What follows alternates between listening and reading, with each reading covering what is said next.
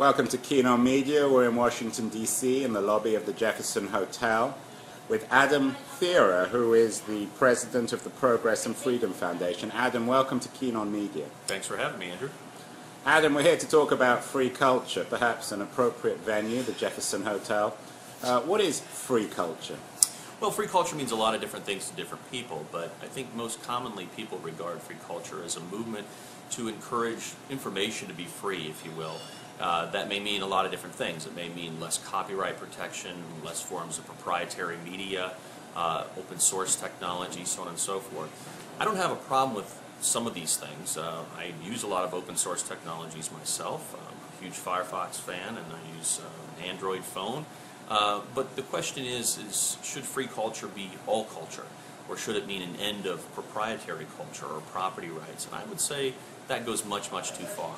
I think my concern with some people in the free culture movement or some of the more radical advocates is that at times it devolves into a form of quixotic utopianism that basically says we can remake man or remake society or our economy according to a totally new mode of production. I think we need to have a little bit of both, but we shouldn't throw the baby out with the bathwater.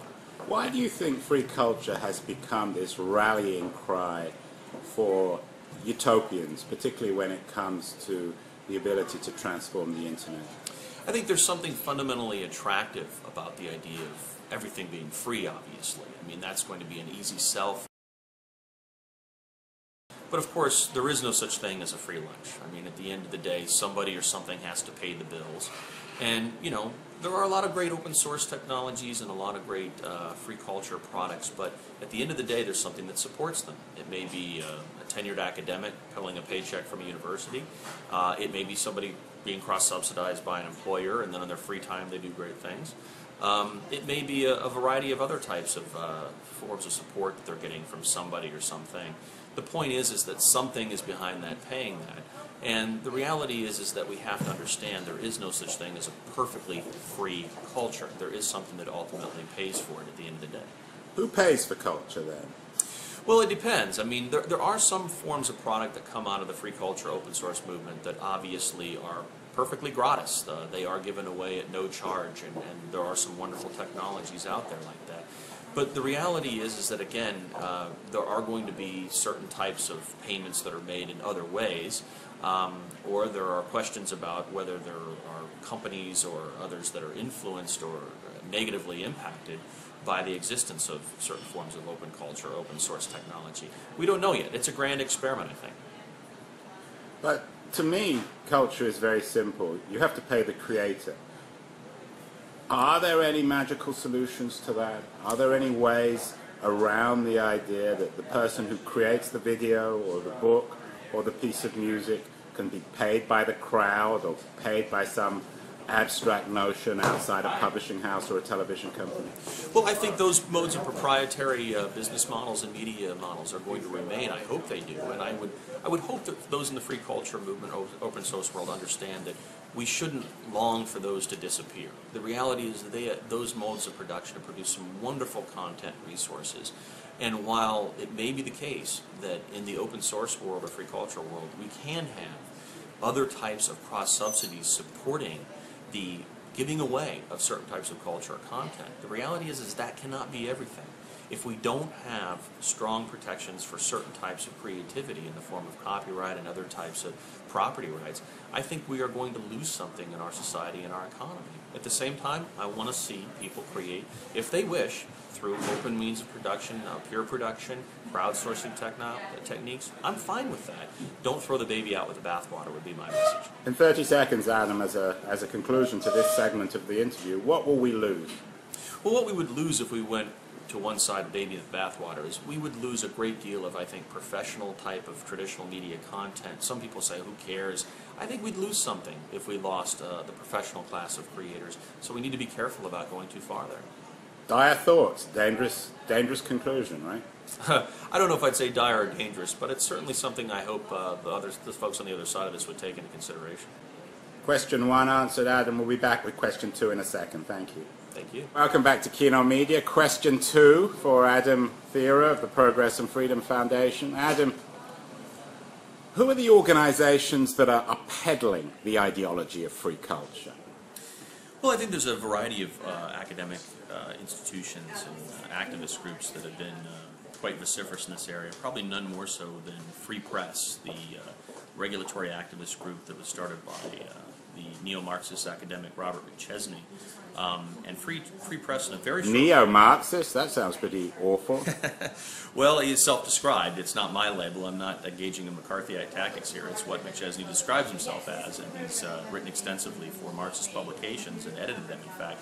So Robert McChesney started this group, Free Press, and they have, in a very short period of time, managed to create an amazingly successful activist organization with some grassroots effects that allow them to be a serious voice in town. Now, this is surprising. Town being Washington, D.C. In Washington, D.C. And having an impact, what, on the Obama administration? Having an impact on the Obama administration, on the forming of policies in the fields of media, high technology, broadband, net neutrality debate, so on and so forth.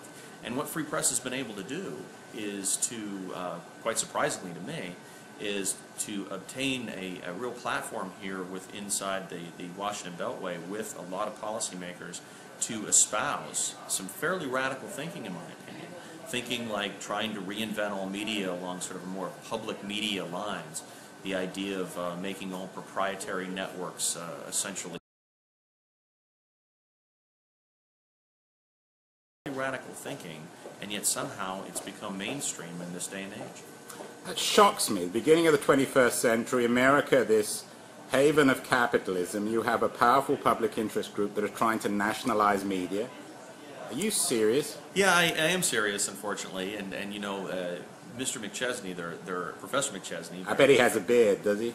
He does actually not have a beard, but he's been very successful in essentially training a group of disciples to come to town and to espouse some fairly radical disciples? ideas. You mean what? He trains them where, in the Midwest somewhere? At University of Illinois, and he does. He's quite a prolific author, and he's written several books about media policy that have essentially said that the solution to our media problems in this world is to essentially to destroy private media, to destroy private journalism, and in its place create a new massive public media infrastructure.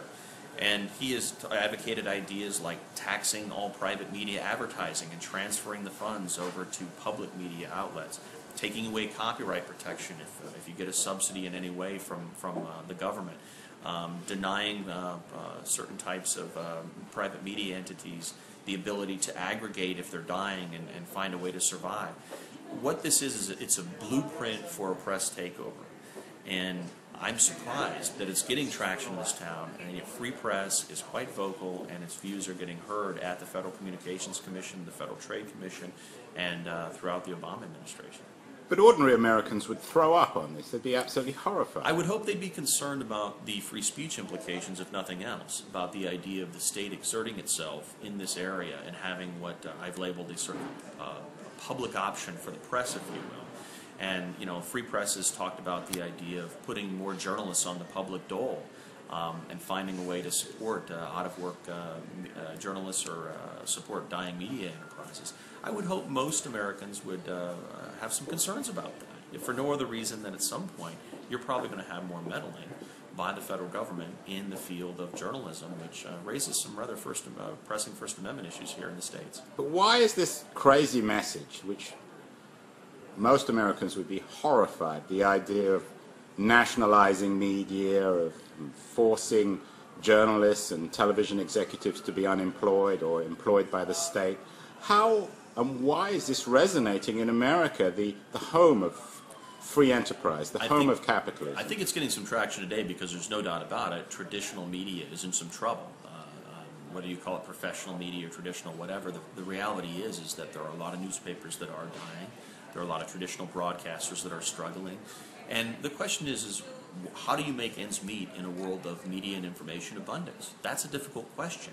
But I would hope our answer would not be you put everybody on the public dole and have government essentially being the one who signs the paychecks. That's a worked here in America, where public media has had a small role, but it's been in filling niches. It's not been to subsume the entirety of our press system, which is what I think McChesney and the Free Press want. So Adam, you've answered question 2. We're going to be back with the third question in a second, how to solve this problem. Thank you, Adam. Adam, so we've identified the crazes, but there is an issue here. Media's in crisis. It's harder and harder to monetize content on the internet. Fewer people are buying newspapers. We've got a rampant problem of piracy, so on and so forth. What's the solution here in the digital age? Because we're not Luddites. We can't go back to some idealized analog past, even if we wanted to. How do we move forward? Well, that's right. I think the first part of the solution is making sure that government does no harm. I mean, a lot of the things we were talking about that Free Press and Robert McChesney and others are advocating are really quite dangerous interventions by our government into this field. And even if the industry is struggling, I would hope we would resist the urge to have it bailed out or to have massive public interventions or public media subsidies. So again, first, do no harm. The second thing that I think is important is to make sure that existing media institutions are given the flexibility to try to find ways themselves to reinvent their business models or to change and survive. In some cases, that may mean that some of them will need to ally or combine forces or resources to find a way to make ends meet. It may mean, for example, that the Washington Post and the New York Times have to maybe combine some of the resources the way that they do internationally. But when you say have, you're not suggesting that the government forced them together. No, absolutely not. If they don't want to do that, then they shouldn't be forced to. Are you suggesting then that the market will work here? That if it's allowed to work, but that's the problem is that traditionally we've not allowed markets to work in the media sector. We've had a crazy quilt of rules in America governing who can own what, where, and how. We have rules restricting newspapers and broadcast television operators from being allowed to merge or jointly ally in their local communities. We have rules governing how many stations you can own nationwide. We have rules governing cable companies and everybody else. The problem is that at some point these rules have essentially retarded the creation of a new type of marketplace that will allow some of these traditional media entities to survive and thrive. So what you're proposing is a liberalization of these draconian media laws. So that would be the second prong of what I've suggested. The third prong would be to make sure that we allow these operators to find successful remuneration for their creative efforts. And that would include allowing them to make sure they can continue to enforce their copyrights and to find ways to structure contracts with others freely in the marketplace without unnecessary government intervention. Are you suggesting that also the dreaded net neutrality issue is important here? Well, that does have some implications for this debate, although for the debate about media's future, I'm not quite sure it's as important as some of these other concerns about FCC media regulation or what the Federal Trade Commission might do to restrict the ability of dying entities to merge or to ally. So again, flexibility is absolutely crucial here. And I think then we have to hope that these media enterprises can find ways to create new models and survive in this new age. Copyright may be a part of that as well. But there are going to be a variety of things that will need to be done because it's not going to be easy in a world of abundance for some of these traditional media providers to survive. Do we need a re-education of consumers? I'm not suggesting that they go to McChesney-run camps where they're proselytized by bearded Midwestern professors of media studies, but do we need to explain to consumers that if they steal content or they demand it for free or they think that advertising is evil, that media can't survive? I think it'd be helpful to have a better conversation with the public, especially some younger folks who are too willing to pirate content and to fall prey to the Kool-Aid that is being served up by some in the free culture movement, especially Free Press and Robert McChesney, because there's a real danger there. I mean, we have to understand that there is no free lunch. That at the end of the day, something does have to pay for high-quality content, and what I still believe of is professionalism in media.